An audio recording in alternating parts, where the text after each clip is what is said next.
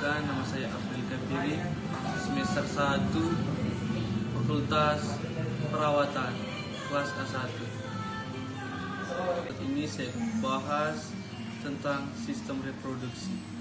Reproduksi atau berkembang biak merupakan kemampuan suatu organisme untuk menghasilkan keturunan. Proses reproduksi oleh sistem reproduksi memiliki dua jenis, yaitu pria dan wanita. Keduanya memiliki sistem reproduksi yang berlainan dan saling membutuhkan. Sistem genitalia pada pria. Sistem ini terbagi menjadi dua organ eksternal dan internal. 1. Skrotum. Kantung pelir adalah sebuah struktur berupa kantung yang terdiri atas kulit tampak lemak. Di antara skrotum kanan dan skrotum kiri dibatasi oleh sekat yang berupa jaringan ikat dan otot polos. Otot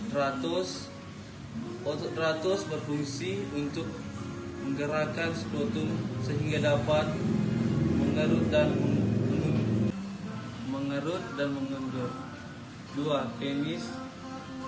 Fungsinya yaitu untuk kopulasi, hubungan antara kelamin jantan dan betina, untuk memudahkan semen ke dalam organ reproduksi betina. Organ interna. 1. Testis adalah organ kelamin laki-laki untuk mengembangbiakan berjumlah sepasang dan akan menghasilkan sel-sel sperma serta hormon testosteron. 2. Epididymis berfungsi sebagai tempat penyimpanan sementara sperma sampai sperma menjadi matang dan bergerak menuju vas deferens. 3. Vas deferens, saluran sperma berfungsi sebagai saluran tempat jalannya sperma dari epididymis menuju kantung semen atau kantung mani vesikual seminalis.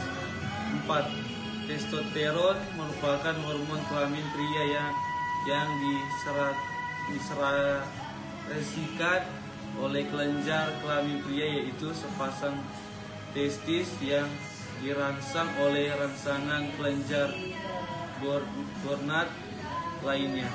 5. Sperma berbentuk oval dan terbagi menjadi 3 bagian, yaitu kepala, midface atau leher, dan ekor. Kelenjar kelamin pria. 1. Vesicula seminalis dan kandung mani berfungsi untuk reproduksi molekul seperti fruktosa yang berfungsi sebagai sumber energi bagi sperma. 2. Kelenjar prostat adalah kelenjar dengan struktur yang padat yang terletak di bawah kantung kemih sekresi, dan kelenjar prostat adalah cairan encer berwarna seperti susu dan bersifat basah yang berfungsi untuk meningkatkan pergerakan sperma. 3. Kelenjar Chopper terletak di dekat ujung penis. Kelenjar ini berfungsi untuk merespons stimulasi seksual dan mengeluarkan cairan basah kental. Sistem genitalia pada wanita. Sistem ini terbagi menjadi 2, organ eksternal dan internal. 5. Vestibula atau vestibulum.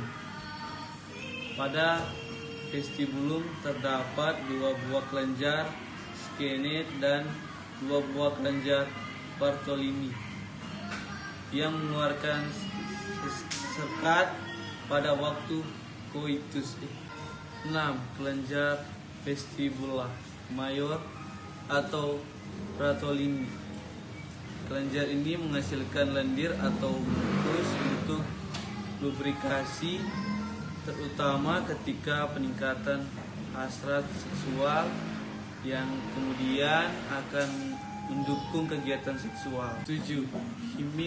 adalah diafragma dari membran tipis.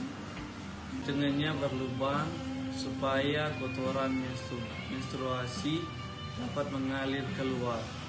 8. Vagina adalah tabung berotot yang dilapisi membran dari jenis epitelium bergaris yang khusus, diakhiri pembuluh darah dan serabut saraf secara berlimpah. Organ internal. 1. Uterus atau rahim berfungsi untuk menahan ovum yang telah dibuahi selama perkembangan. 2. Ovarium atau hidung telur berfungsi sebagai organ penghasil sel kelamin pada wanita. 3. Tuba uterna atau floppy sebagai tempat terjadinya fertilasi oleh sperma dan ovum, sebagai tempat pertumbuhan atau pembelahan embron sementara sebelum akhirnya melekat pada endometrium atau lapisan pada rahim. Sekian presentasi dari saya Afrika Piri, mengajak teman-teman sekalian untuk bergabung bersama kami di UNPI. Info lebih lanjut teman-teman bisa cek di link di bawah ini.